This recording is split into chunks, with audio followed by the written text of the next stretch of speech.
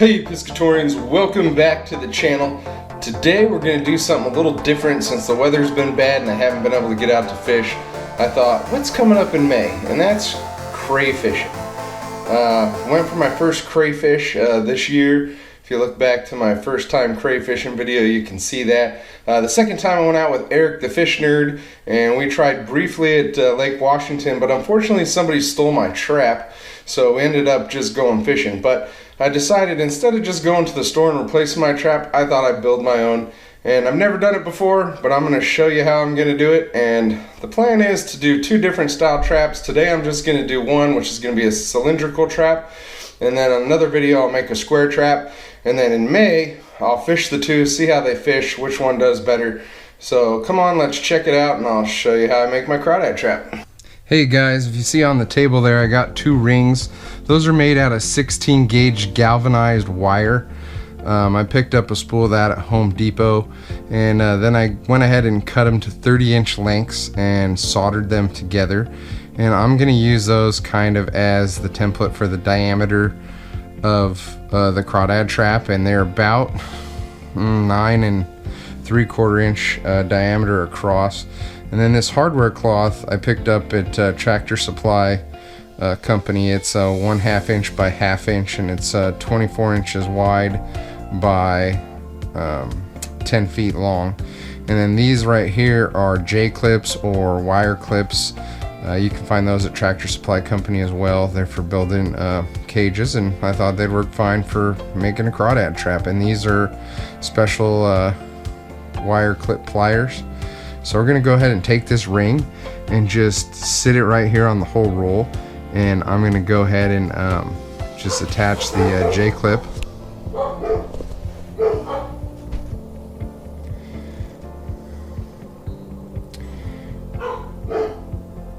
I'll go ahead and attach the clip just like that, and we're gonna go ahead and grab a few more of these and just kind of work our way around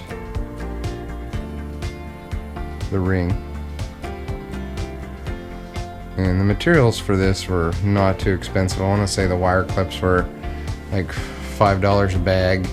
It was like $3 or $4 for the spool of galvanized wire, and about $17 for the hardware cloth. Went ahead and fast forward a little bit.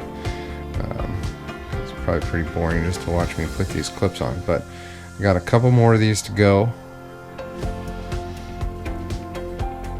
As you can see, we got it complete. Now we need to go ahead and cut the rest of the spool off. I'm going to overlap the squares by 1 square and just use my cutting dikes here and go ahead and cut down. This will take a couple minutes, but we're going to go ahead and fast forward this. And got a couple more cuts and we'll be free of the roll.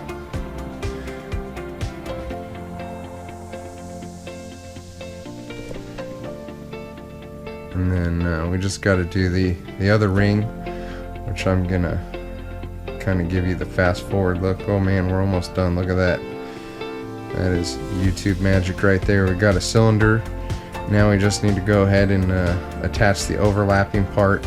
And I don't know if it's necessary to use this many J-clips, but I've got a whole bag of them. They're cheap, so that's what I'm doing. But you can do you and use less of them and make them go longer, or you can put a lot of them on there and make sure it's really sturdy.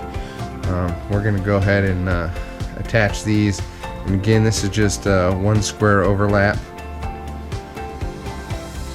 As you can see, it's really easy to use these J-clips with these special pliers. And we're going to go ahead and I'm going to do it on both sides of the square, and I think I'm going to go ahead and alternate them down the body of the trap, the cylinder.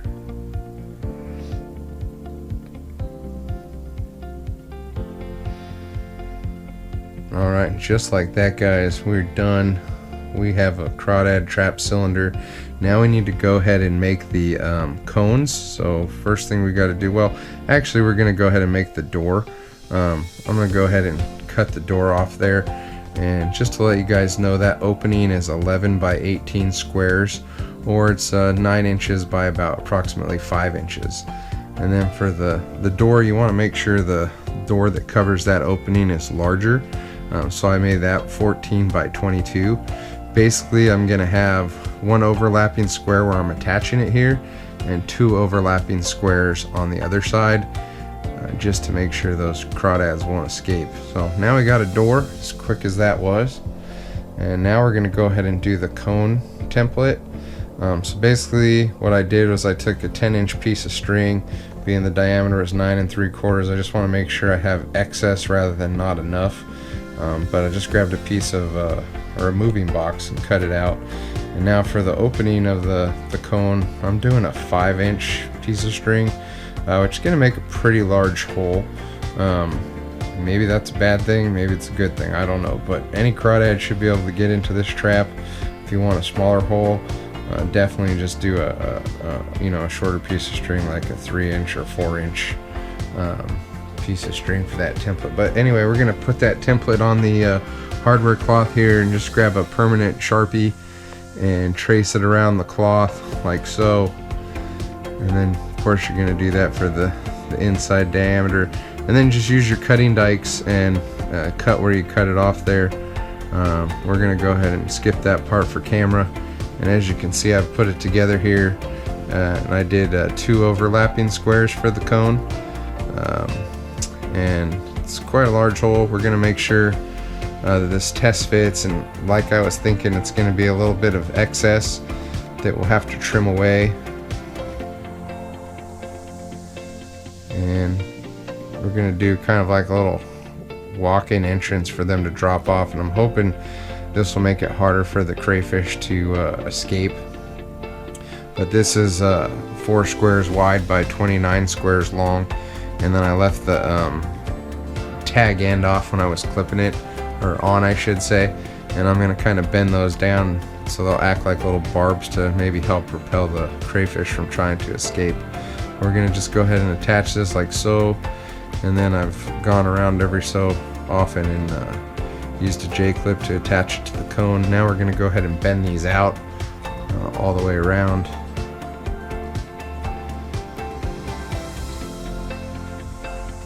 I'm just using needle nose pliers for that, and you can honestly bend them with your fingers if you want, but needle nose pliers are a little easier on the fingers.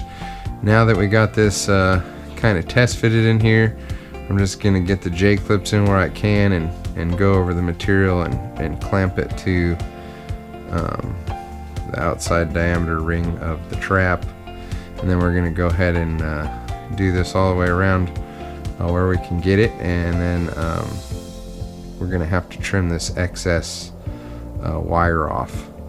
And I think next time if I build another one of these traps, I'll probably do it to the specific diameter. I just didn't want to fall short and waste material. But as you can see here, I've trimmed off all the excess. The other thing you might want to think about doing is recessing your cone about 1 inch or 2, so you don't have any of the little spiky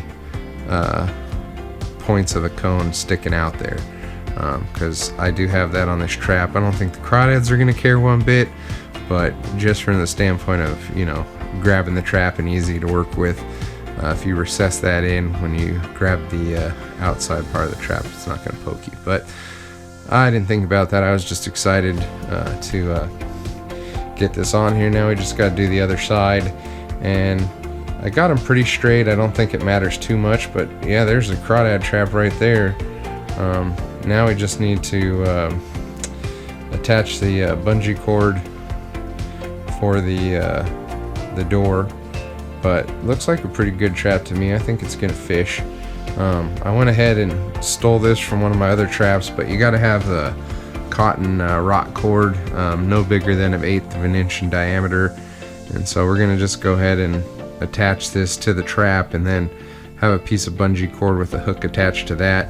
And basically this is so if, you know, you lose your trap, or, you know, somehow it gets abandoned, that cotton string will rot and will allow that door to spring open so that the crayfish can escape, and you're not killing crayfish in the rivers or the lakes. But we'll just go ahead and tie this up here.